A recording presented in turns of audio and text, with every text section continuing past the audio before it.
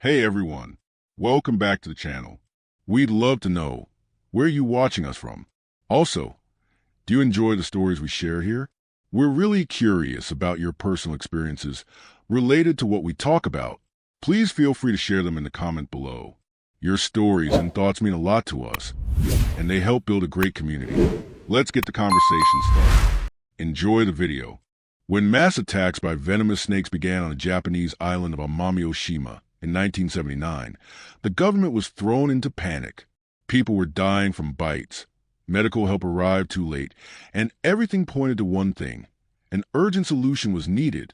The snake known as habu, aggressive and deadly, was terrorizing the island.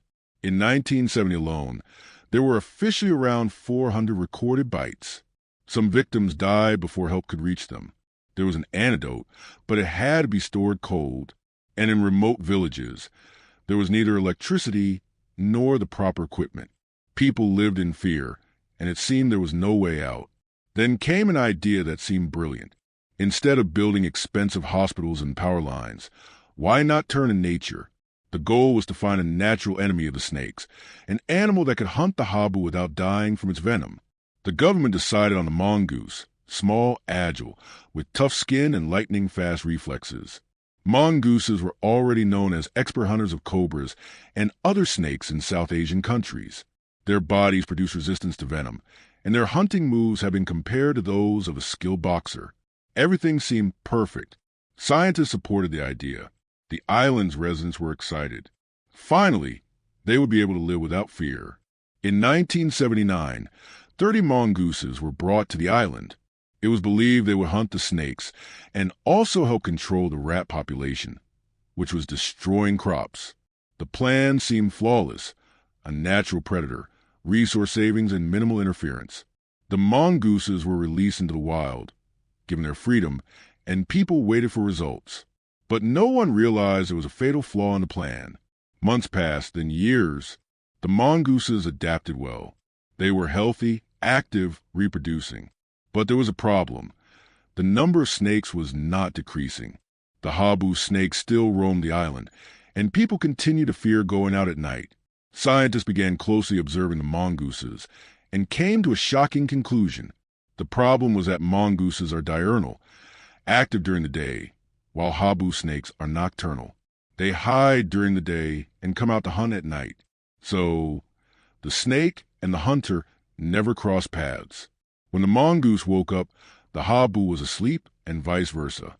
Even if their schedules had matched, there was another unexpected factor. Mongooses are clever. They chose easy prey. The island was full of small mammals, birds, eggs, rabbits, and even fruit. Why risk their lives hunting a venomous snake when a harmless mouse was right there? The mongooses started eating everything, except the snakes. Hunting the habu was too dangerous and exhausting, and the island offered plenty of easier food options. By 1993, the situation was out of control. From the original 30 mongooses, the population grew to 10,000. They reproduced faster than anyone had anticipated. The Ministry of the Environment raised the alarm. The snakes were still a threat. But now there was a second, even bigger problem. The island was overrun with mongooses, and they were devouring everything they could find. This wasn't just a failure, it was a disaster, and it was only the beginning. While everyone was focused on the mongooses and the snakes, a real nightmare was unfolding in the background. The island's residents had no idea that their perfect solution was on the verge of destroying the unique nature they had once taken pride in. While authorities waited for the mongooses to wipe out the habu, something far more concerning was happening. These furry predators, instead of fulfilling their mission, began to destroy everything in their path. Oshima, once considered a paradise with unique flora and fauna, was becoming a wasteland of total destruction. The mongooses started eating everything: birds, eggs, rabbits, lizards, rare insects, and even fruit. Their appetite was insatiable. To them, the island was an all-you-can-eat buffet, and they were wild guests with no self-control. That's when the real tragedy began. The mongooses discovered creatures that had never before faced such predators, animals that had lived in isolation for millions of years. They didn't know fear, had no instinct to hide, and had not evolved survival mechanisms. The main victim was the amami rabbit, an ancient, unique species found nowhere else in the world. These rabbits were like living fossils, survivors of ice ages and volcanic eruptions. But they couldn't survive the mongooses. The predators hunted them down, and the ancient species population plummeted. But that wasn't all. The next targets were the amami spiny rats, another species found only on this island. These small animals played an important role in the ecosystem. But the mongooses didn't care. They attacked day and night, exterminating everything they could find. Scientists began to sound the alarm. Biodiversity was declining at a catastrophic rate. Within a few years, more than 15 species of animals, found nowhere else on Earth, had disappeared. The island's forests grew quieter. Bird song was replaced by eerie silence. Mongooses not only ate birds, but destroyed their nests and eggs. Every eaten egg meant one less generation, one less chance to restore the population. The balance was broken. With fewer birds, no one controlled the insect population, which began to explode. Plants that relied on birds to spread their seeds could no longer reproduce. The island, once lush and full life, began to wither. The islanders realized a horrifying truth. The solution turned out to be worse than the original problem. The habu were still a threat, but now there was a new, far more destructive enemy, the mongooses. There were too many of them, and they were destroying everything. It was time to act, but no one knew how hard it would be. How do you get rid of 10,000 clever, agile, and aggressive animals across a massive area? In the year 2000, the Japanese government officially acknowledged a failure of its biological program.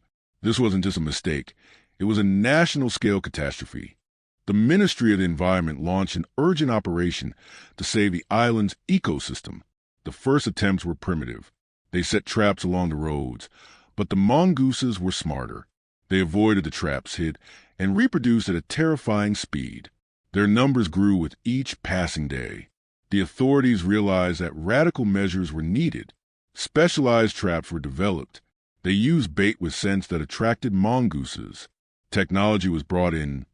Cameras with motion sensors, trained dogs that could detect the animals' trails in the most remote corners. All of this cost millions, required a team of specialists and constant monitoring. But there was no other choice.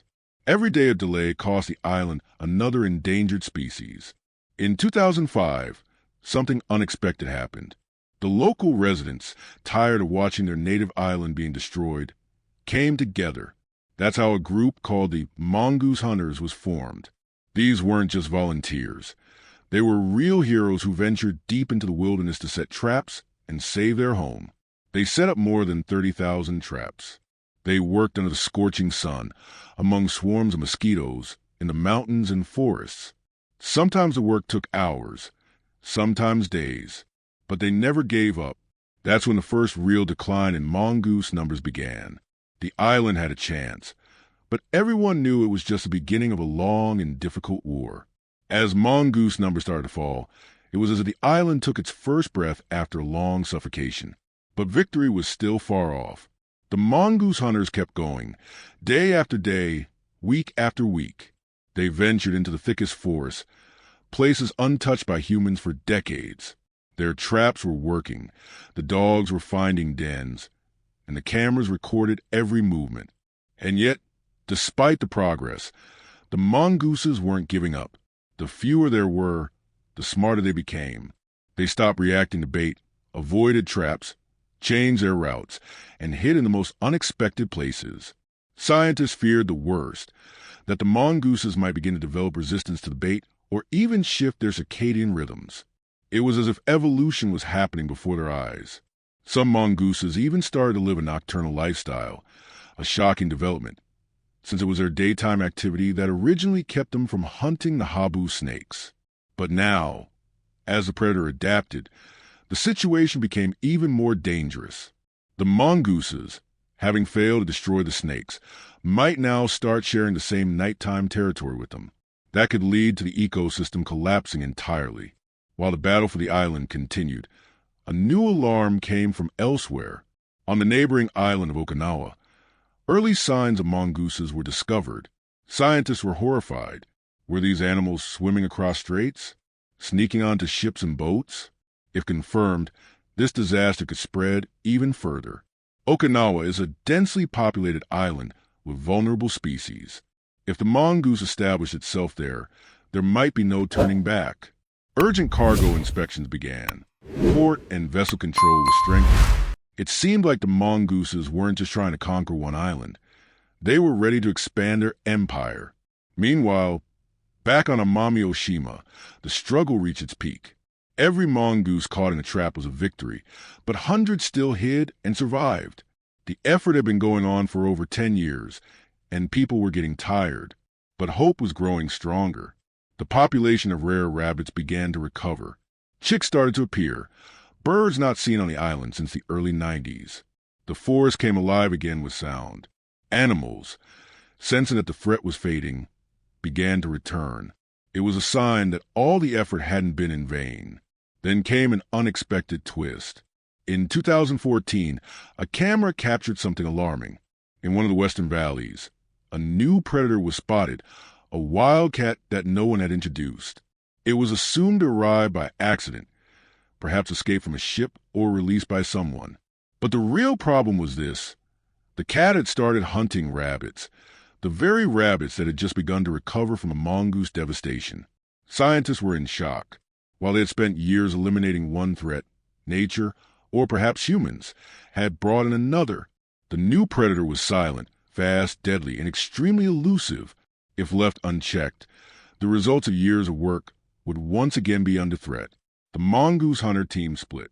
One group continued hunting the last mongooses. The other began tracking the cat. Cameras recorded its movements. Special traps and sensors were installed throughout the forest. It felt like the island refused to return to normal life without a final fight. And yet, despite everything, by 2015, the number of mongooses had dropped so low that they were almost never seen. The cameras were silent for weeks. The dogs couldn't pick up trails. For the first time, the experts began whispering what no one dared say aloud. Maybe the end is near. The year 2015 became a turning point. For several months, no mongoose was seen on any surveillance footage. Dogs that had once easily picked up trails now wandered the forest without results. The silence was eerie. No one wanted to make bold claims. This had all happened before, only to lead to another outbreak. But another month passed. Then a second. Still nothing. No traps triggered, no signs left behind. Experts began to wonder, could it really be the end? But then in February 2016, just as everyone had begun to breathe a sigh of relief, one trap triggered in the eastern part of the island. Inside it was an adult male mongoose. Tension spiked. If he was alone, it was manageable. If he had a family, it was a catastrophe. Immediately, 300 additional traps were set in the area. The mongoose hunters mobilized once more, as if it were 2005 all over again, cameras, bait, 24-hour monitoring. But no more were caught. That sighting became the last recorded mongoose appearance on Amami Oshima. 2 years passed. No new signs.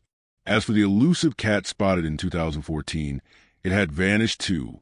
Some said it was caught and quietly removed. Others believed it died. No one knew for sure. The island fell silent once again, but this time with hope. In the spring of 2018, after more than 2 decades of struggle, the last mongoose was caught. From that moment on, there were no confirmed sightings. However, something unexpected happened. About a month after that long-awaited victory, local farmers began reporting mysterious disappearances of poultry. Chickens were vanishing, eggs were scattered and crushed. Everyone immediately suspected the mongooses had returned. Panic began to grow. The traps were empty. The cameras caught nothing. Then one farmer set up his own trap, and what he caught shocked everyone. It was a raccoon. No one expected that. There had never been raccoons on the island before. How it got there remains a mystery. Most likely, someone brought it as a pet and released it. But the problem is, raccoons are also ecosystem wreckers. They hunt birds, eat eggs, and can carry dangerous diseases. And if it took 20 years to eliminate the mongooses, would they now have to start all over again, but this time with raccoons? The Ministry of the Environment immediately stepped in. The raccoon program launched even before the mongoose investigation was officially closed. Everything hung by a thread. The island was just beginning to recover. Rare birds were nesting again. Rabbits were returning to open meadows. One thing was clear. If the new invader wasn't stopped, everything would go back to square one. Still, by 2020, the authorities made a decision. They gathered all the data, inspected every corner of the island, and used the latest monitoring and tracking technology. The results stunned everyone. The mongooses have been completely eradicated. In 2024, Japan's Ministry of the Environment officially announced, Amami Oshima is free of mongooses. It became one of the rarest successful invasive species eradication operations in the world. Over 32,000 mongooses were captured, 1,000 times more than had been originally introduced in the 1970s. But this victory didn't mark the end of the struggle.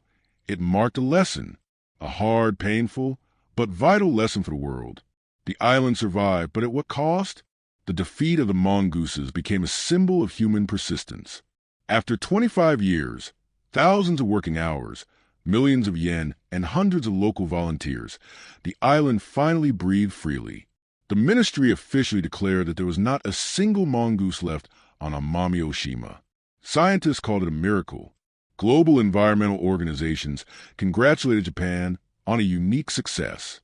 In the entire history of such operations, only 9 invasive species eradications had ever been fully completed. Amami Oshima became the largest island where it was done. But once the dust settled, came the realization. The solution was never about the mongooses, predators, or natural enemies. It was about something much simpler and, at the same time, much more complex. It was about people. While mongooses were destroying the island, medicine was evolving. Vaccines against habu snake bites became stable, even without refrigeration. Electricity reached remote villages. People learned to be cautious. They put up warning signs and taught children to avoid tall grass. And year after year, the number of snake bites decreased not because of the mongooses, but despite them. By 2020, the number of habu bite victims dropped to just 60 per year, with 0 deaths since 1992. It wasn't the animals. It was people who learned how to live alongside danger. That was the real turning point of the whole story. The tragedy was that the mongooses didn't solve the problem. They only created a new one, far more destructive. And now that they're gone, the island is left with a burning question. What do we do next time? Because there will be a next time. Already, authorities reported sightings of raccoons, illegally brought to the island. There were also alerts about wildcats, and even snakes kept as exotic pets. One careless act, and the entire ecosystem could once again be under threat. Amami Oshima has become not just a story of success, but also a warning of how easily humans can destroy a fragile natural balance when acting too quickly, without understanding the consequences. And perhaps the most ironic part of the entire story is this.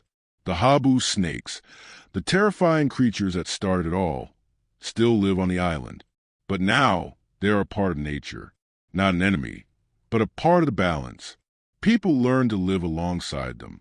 Meanwhile, the mongooses, once called saviors, turned out to be the true destroyers. Nature is wiser than we think. Every intervention must be carefully considered, because even the best intentions can end in disaster. Today, Amami Oshima is healing. Rabbits are returning. Birds are singing. The forest breathes again. But the memory of past mistakes lingers in every corner of the island. It stands as a reminder. Sometimes, to save nature, you don't need to unleash predators. You need to change yourself. If you enjoyed this incredible story, subscribe to the channel so you don't miss more amazing and thought-provoking stories from the real world of nature. Your click is our motivation to keep creating.